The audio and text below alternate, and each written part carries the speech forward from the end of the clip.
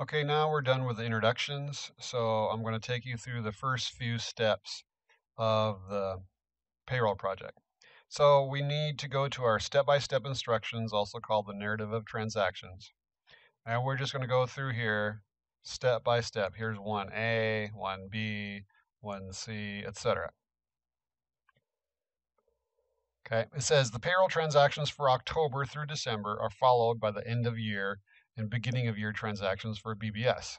So what we're going to be doing is doing the payroll registers for October through December, and then at the end of the year, we're going to be doing the tax forms. So here's our first transaction. It says the staff accountant electronically transferred $25,000 from the cash operating to the cash payroll account. Now remember, your numbers are going to be probably different from these because the numbers change every quarter.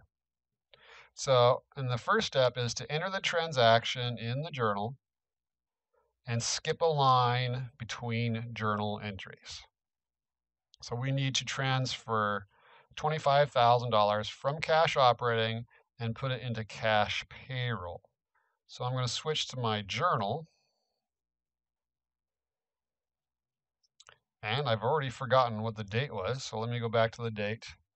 The date was October 1st, 2000X1.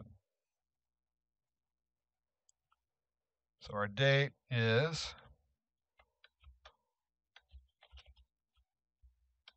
October 1st, 2000X1.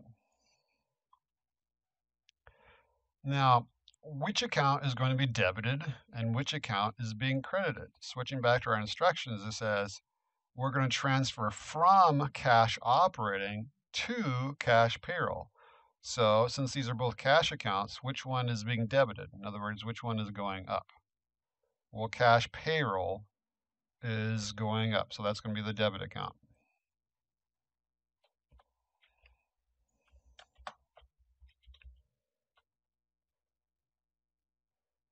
And we're going to skip the posting reference because we're not posting yet. And the amount was $25,000.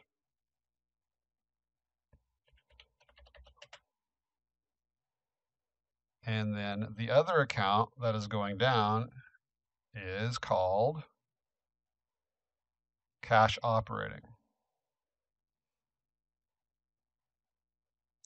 So because this is the credit account, we can't just start typing here. We have to indent.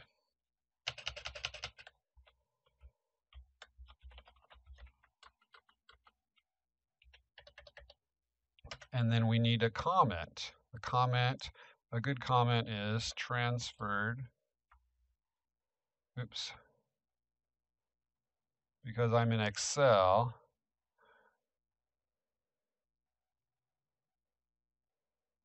let's see if this merge and center will work. Transferred cash to cash payroll. Now the formatting of the comment does not matter. It can be all the way over here, or it can be indented, or what I did is I did merge and center in Excel. Doesn't matter. Now, notice my instructions did say that the next time we do a journal entry, you skip a line. So you have to have a blank line between journal entries. It's important. You will be marked off if you do not. And then the other rule you need to remember is, let's say the next date was October 2nd. Instead of writing October again, you just write a 2. And that means you know it's October because the date on the previous transaction was October 1st. So the rule is when you do the date here, it can be formatted any way. You can be left or right or in the middle, but do not write the October, the month again, unless the month changes, okay? And you do not write the year unless the year changes. The other exception is, when we go to the next page, let's say it was October 15th. We're at the start of a new page, so you have to type in the whole date. Okay?